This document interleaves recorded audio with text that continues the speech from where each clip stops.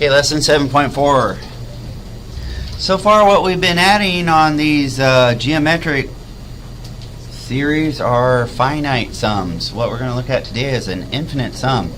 It might amuse you that you can add up an infinite number of items. That's kind of weird. But in many cases we can. So let's get started with that. This lesson I don't think you'll find terribly hard. We'll do the study guide together as we go. 7.4. Okay, so our objective today is students will be able to find sums of infinite geometric series. And so we need to know when can we do this and when can't we. It turns out it's a very easy way to do it.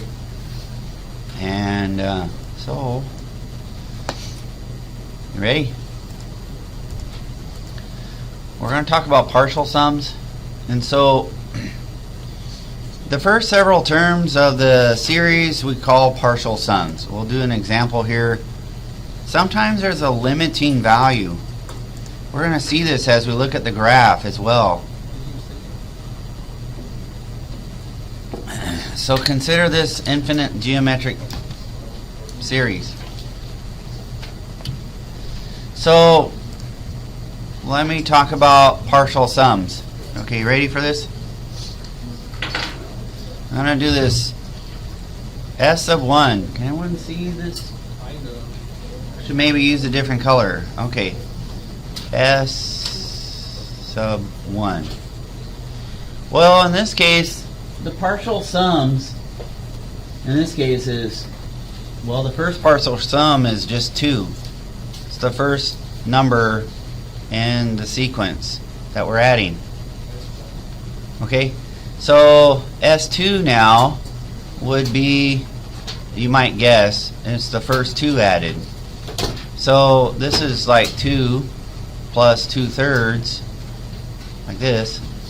And that, of course, if we write it in decimal, is 2.66 repeating.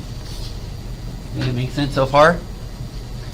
And if we continue this pattern, the third partial sum would be equal to 2 plus 2/3 plus 2/9.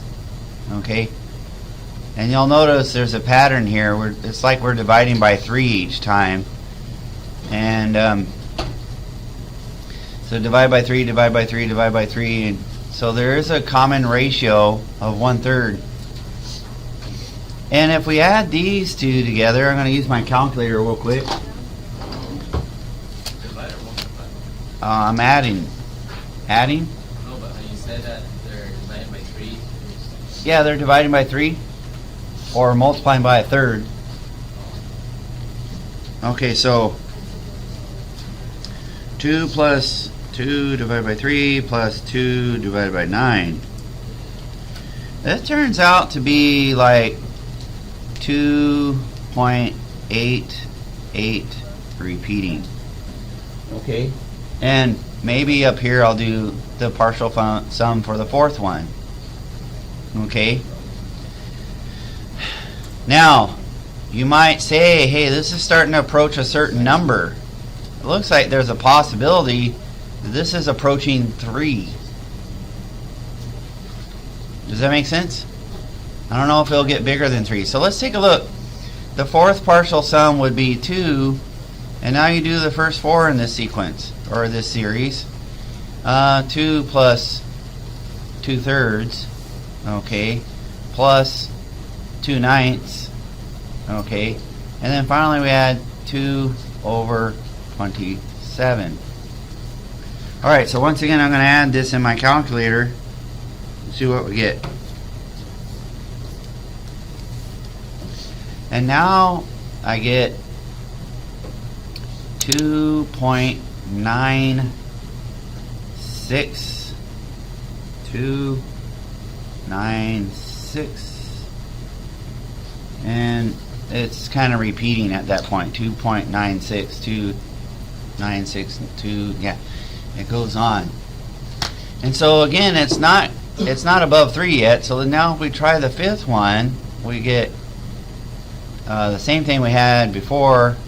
2 plus 2/3 plus 2/9 plus 2/27.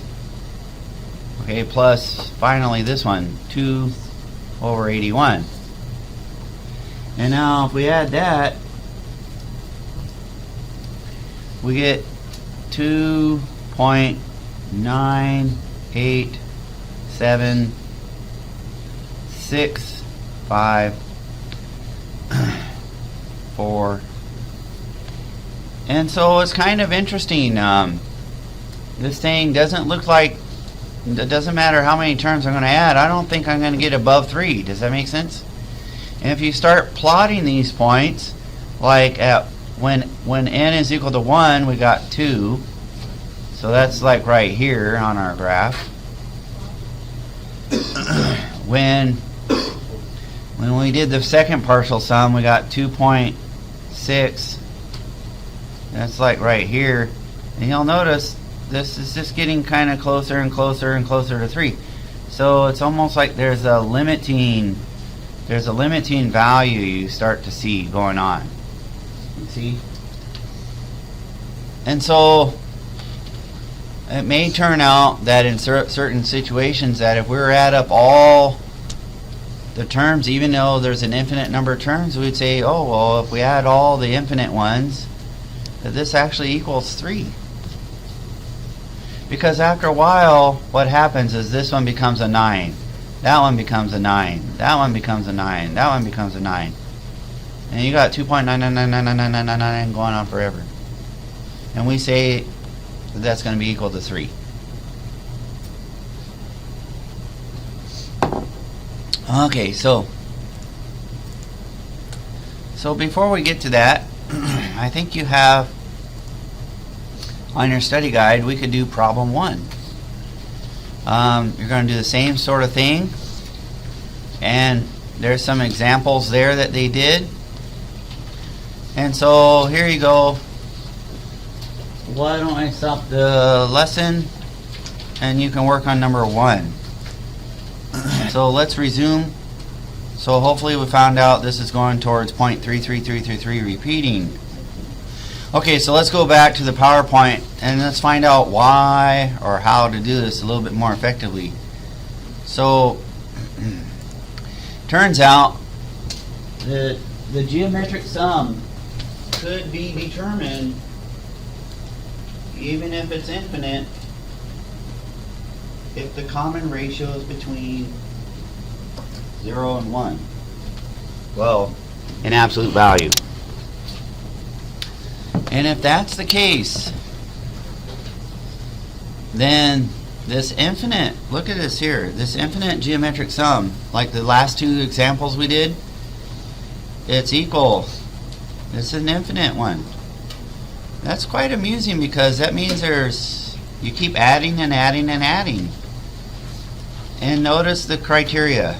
The criteria is if the absolute value of r is less than 1, then you can use this sum. If it turns out the absolute value is bigger than or equal to 1, then the series has no sum. Basically what we say in this case is that the sequence, what we'd say is that it's converging. It's converging to a certain point. Converging. And it's getting like what we call a limiting value. And in this case, this one right here, what happens is that sum gets bigger and bigger and bigger and bigger, and there is no limiting value. So what we say in this case is that the sum is diverging. Diverging. And in this case there would be no limiting value. And what we say is that it's adding up to positive infinity, or in some cases it's actually going to negative infinity. And so there's a really quick way to determine whether we could add up the sum or not. We just need to find the common ratio. And then what we do is take the absolute value of that and see if it's less than 1. And if that's the case, then that's a sum that does add up, and we can determine what the exact sum is going to be by using this formula. So let's test it out. We'll try it on a few problems here. Just so you know, the other day I made a comparison. We had like y is equal to a b to the x, and at that time I was telling you that our sequences are very similar to these exponential functions.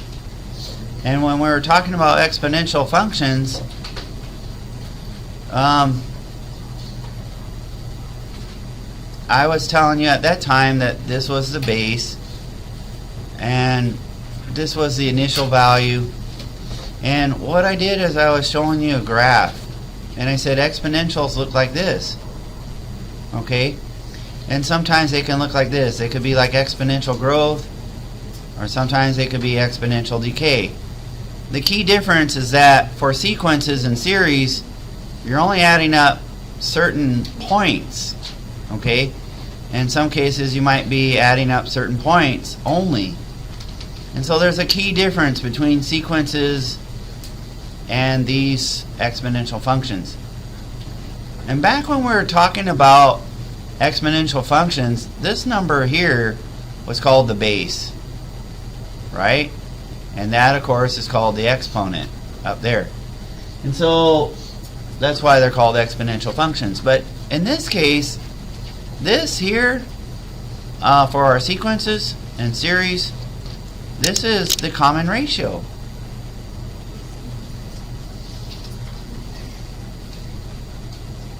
And so that's kind of nice to recognize that quickly. So in this case, the common ratio is 0.8, and the absolute value of r, in this case the absolute value of 0.8, is equal to 0.8. And we also know that that's less than 1. And so it means that this infinite series, notice it's infinite, it means it will have a sum, and it's equal to a, so 1, divided by 1 minus r. So all we need to do is this simple little calculation. So what's that mean about this one? Well, let's look and see what it equals.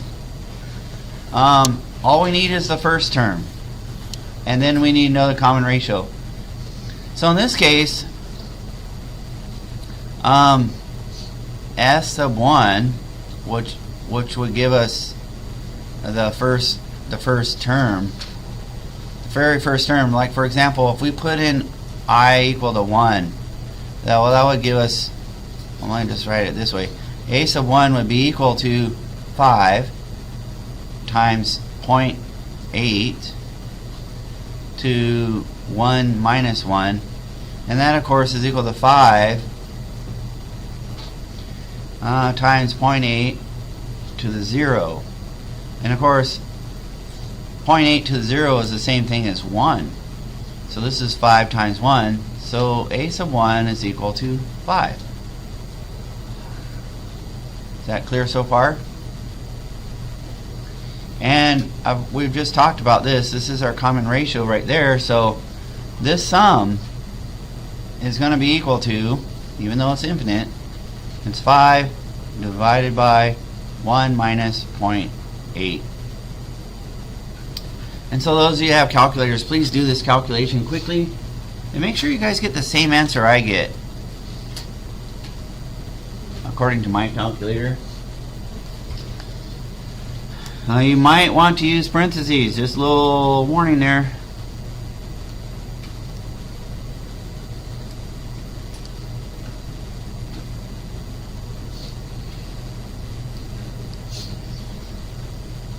And I get 25. Anyone else get that? So that's quite amazing.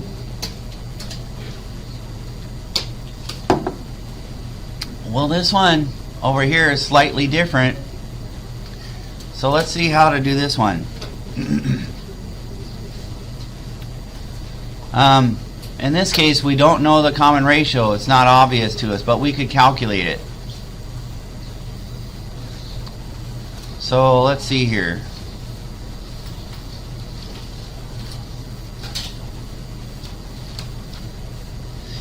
Once again, according to our formula, we have S is going to be equal to A sub 1 over 1 minus R. So we need to figure out this one, and we need to figure out R. Well, the first term is very easy. It's right there for us. So that goes in right here. So I get S is equal to 1. Now remember, to find the common ratio, all we need to do is take two terms in the sequence that are next to each other. And so if I take this one right here, and if I divide by the previous one, so if I take 9/16, and if I divide by the next previous one right next to it, -3/4, then I will get the common ratio. Now, please do me a favor. Try this in your calculator. It's not as easy as it looks. A lot of people screw this up. By the way, we have a positive number divided by a negative number, so this common ratio is negative. It's automatically going to be negative. So let's see. Please try this. Take 9/16 and divide it by 3/4, -3/4.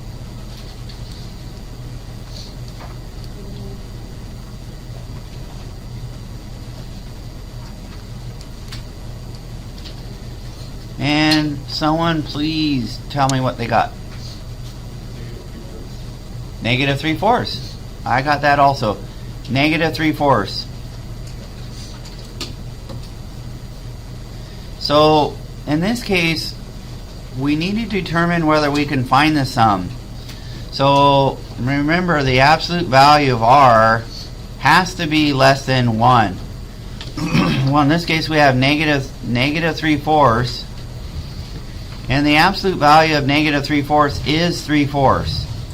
Remember, absolute value causes negatives to come out positive, and 3/4 is less than 1.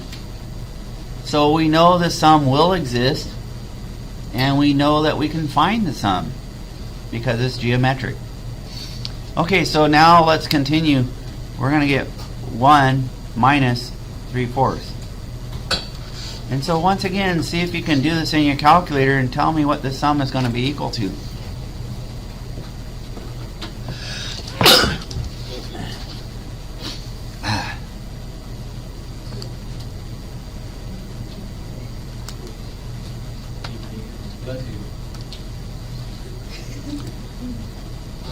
Someone besides Will, tell me what the answer is.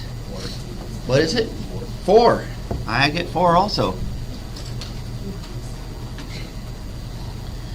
Now, you know what's kind of interesting about this one is that it adds and then it subtracts, it adds and then it subtracts, it adds and then it subtracts.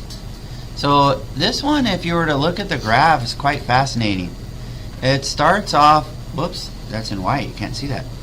It starts off, it goes clear up to 1, and then it comes, you subtract 3/4, so it comes down to here, and then it kind of goes up, and then it comes back down, and then it kind of goes up, and then it kind of goes back down, and eventually shimmies and goes up and down, and it has a limiting value right up here at 4. Kind of fascinating. So who said math isn't fascinating? Kind of neato burrito stuff. Okay, so we've seen a couple examples, and I think now what you could probably do is you can probably do these 4 problems right here. Numbers 2, 3, 4, and 5. So why don't we do numbers 2, 3, 4, and 5 on our study guide, and once again I'll pause this. So we're going to work out one of these now. Now, before I get going to this, I want to point out something on this. You see here,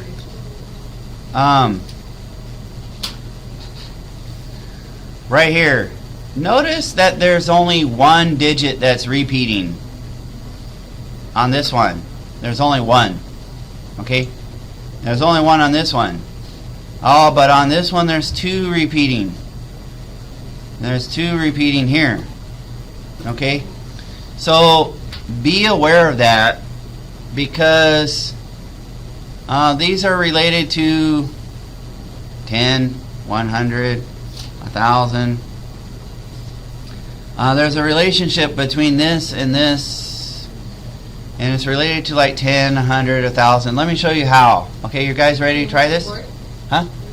Yeah, I'll erase the board, sorry. So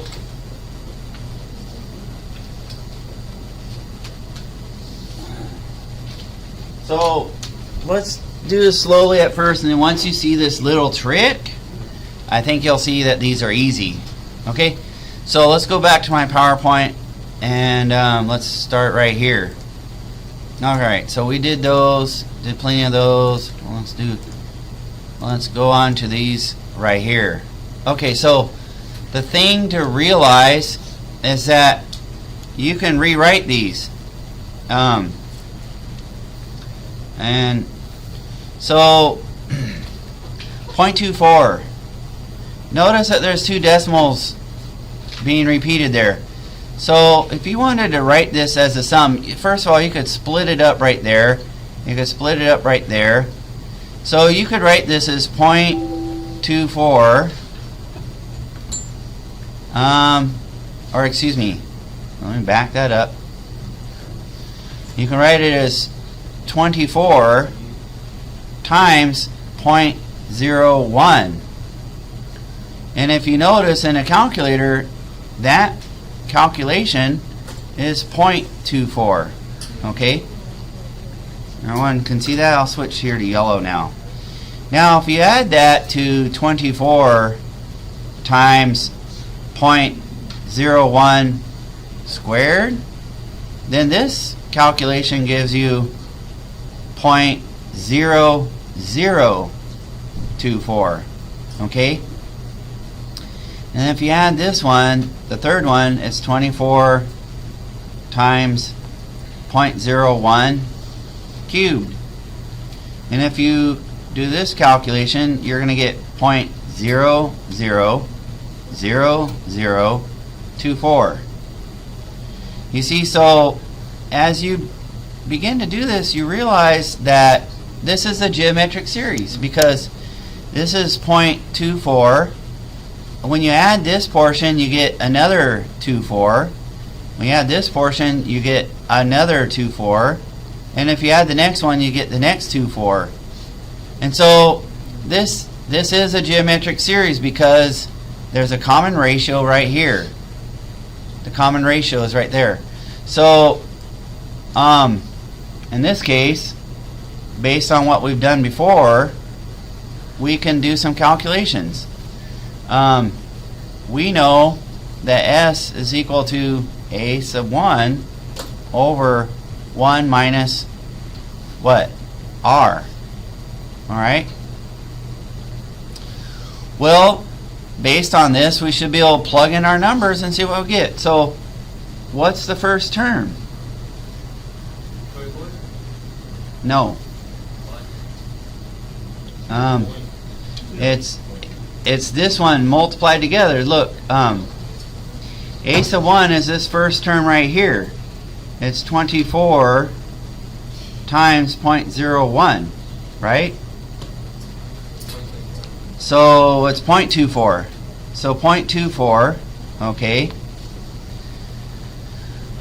Now, we're going to plug that in here. So you get 0.24 over 1 minus, what is the common ratio? This here is your common ratio. So 0.01. And now do that in your calculator and see what you get.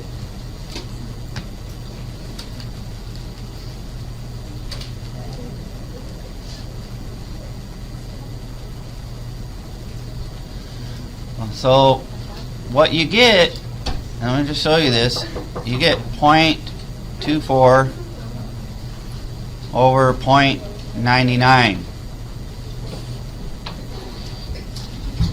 Oh, thank you. Where are you going? I'm in the middle of a class. My bad. Thank you. Later. Okay, so the thing is, what we want to do is write this as a fraction. So here's what you do. There's a little trick to fix this. I'm going to multiply this one by 100, and I'm going to multiply this one by 100. And so this is actually equal to 24 divided by 99. And try that in your calculator. See what you get. 24 divided by 99.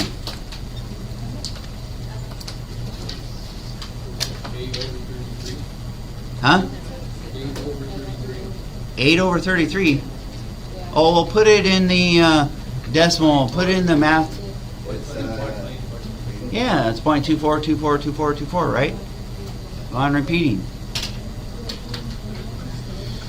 Okay, so what we would say in this case is that this is going to be equal to 24 over 99. Alright, well now let's go to our worksheet, our study guide, and I'm going to walk you through these, okay? You guys ready for this? Let me switch colors. Blue. Blue. Let's end the show first. On the PowerPoint. End the show. This. Okay. You guys ready? I'm going to help you on number 6, and then I'm going to help you on number 8. Okay? You guys ready? 0.11111 repeating. It's equal to 1 times 0.1 plus 1 times 0.1 squared. Okay, plus 1 times 0.1 cubed plus 1 times 0.1 to the 4th power. You guys get the idea? And so in this case, this is your R. Okay? So in this case, 0.1 is less than 1. So we know the sum will exist. And so we know the sum is equal to a sub 1 over 1 minus r, right? What isn't the first term equal to 0.1? Hey, let's not talk right now. I'm going over a very important problem. And then 1 minus 0.1. Well, that turns out to be 0.1 over 0.9. But here's what I want to do. There's a decimal number here, a decimal number here. What I can do is clear out those decimals. So what I'm going to do is multiply this one by 10 and multiply this one by 10. And that's going to be equal to 1 over 9. So try that in your calculator. What's 1 divided by 9? 0.111. So this one turns out to be equal to 1/9. And there's your work to show that. Now, let me help you out with number 8. Okay? Number 8 we'll do right here. Well, do all the work first. Show it. Okay? Okay, so this is going to be 71 times 0.01 plus 71 times 0.01 squared plus 71 times 0.01 cubed, and so on and so forth, right? And so that means then that this is your common ratio. And so what's this sum going to be equal to? It's going to be equal to the first term divided by 1 minus r. Well, in this case, we're going to get 0.71 divided by 0.99. And then if you multiply that by 100, multiply this one by 100, you get 71 over 99. And there you have it. Okay, so finish up the study guide.